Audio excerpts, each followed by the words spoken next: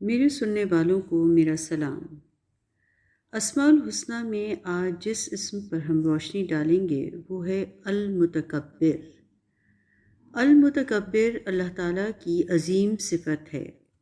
متکبر کے معنی ہے وہ ذات جو خود کو دوسروں سے برتر اور اعلیٰ سمجھے، سب کو اپنے سامنے حقیر اور بے توقیر جانے اور بڑائی اور عزت کو اپنا ہی حق سمجھے۔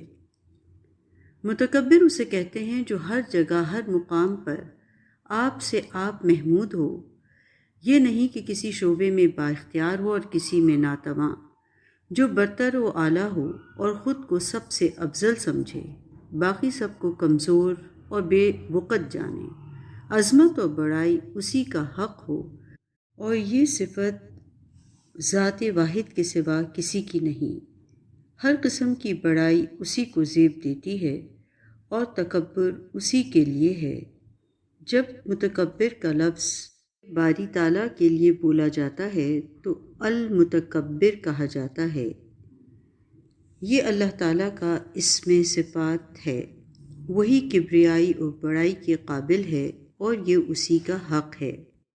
قرآن میں اللہ تعالیٰ اپنے بندوں سے یوں گویا ہے، کیا تمہارے ان غلاموں میں سے جو تمہاری ملکیت ہوں کچھ غلام ایسے بھی ہیں جو ہمارے دیے ہوئے مال و دولت میں تمہارے ساتھ برابر کے شریک ہوں، اور تم ان سے اس طرح ڈرتے ہو جس طرح آپس میں اپنے ہمسروں سے؟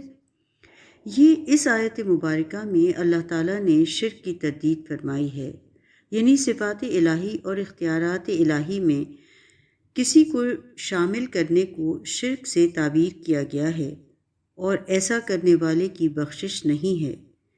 ایک حدیث قدسی میں اللہ تعالیٰ کا ارشاد فرمایا گیا ہے کہ اللہ تعالیٰ فرماتا ہے، تکبر میری چادر ہے اور بزرگی میرا ازار، بس جو شخص اس ہر دو میں سے کسی کی بابت میرا شریک بنانا چاہے گا میں اسے جہنم میں جھونک دوں گا۔ ایسے متکبرین جنہیں کسی طور پر بھی تکبر کا حق نہیں تھا بے شمار گزرے ہیں، مگر جس قدر تیزی سے ابھرے اتنی ہی تیزی سے عطاب الہی کا شکار ہو گئے۔ ان میں سب سے بڑی مثال شیطان کی ہے۔ انسانوں میں متکبرین کی بے شمار مثالیں موجود ہیں۔ ولید بن مغیرہ 10 بیٹوں کا باپ اور ایک دولت مند انسان تھا۔ عرب قبیلوں میں اس کا ذکر عزت سے کیا جاتا تھا، لیکن اپنے تکبر اور بڑائی کے زوم میں اسلام سے اناد رکھتا تھا۔ اس کے بارے میں قرآن میں ارشاد ہوتا ہے، چھوڑ دو مجھے اور اس شخص کو جس نے اکیلا پیدا کیا، بہت سامان اور اس کے ساتھ حاضر رہنے والے بیٹے دیے، اس کے لیے ریاست کی راہ ہموار کی، پھر بھی وہ طمع رکھتا تھا کہ میں اسے اور زیادہ دوں۔ ہرگز نہیں، وہ ہماری آیات سے اناد رکھتا ہے تو میں اسے عنقریب ایک کٹھن چڑھائی چڑھاؤں گا۔ اس نے سوچا اور کچھ اور بات بنانے کی کوشش کی، پیشانی سکیڑی، منہ بنایا، پلٹا اور تکبر میں پڑ گیا۔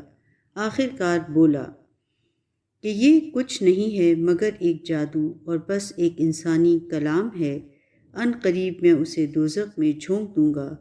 تم کیا جانو کہ دوزخ کیا ہے، جو نہ باقی رکھے اور نہ چھوڑے۔ اسی طرح قارون کو اس کے تکبر کی وجہ سے اللہ تعالیٰ نے زمین میں دھنسا دیا، اور پھر کوئی اس کے حامیوں کا گروہ نہ تھا جو اللہ کے مقابلے میں اس کی مدد کو آتا، اور نہ وہ خود اپنی مدد کر سکا۔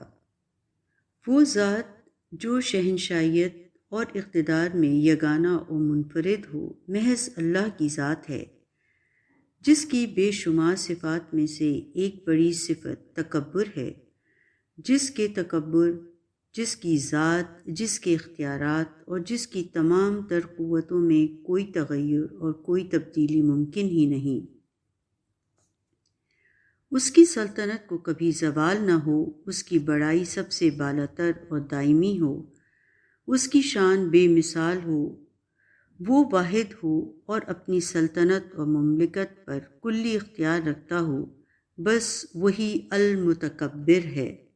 اسی لیے اللہ تعالیٰ قرآن میں یوں گویا ہے، فرما دیجئے کہ اللہ کو پکارو یا رحمان کو پکارو، جس نام سے بھی پکارتے ہو سب اچھے نام اسی کے ہیں۔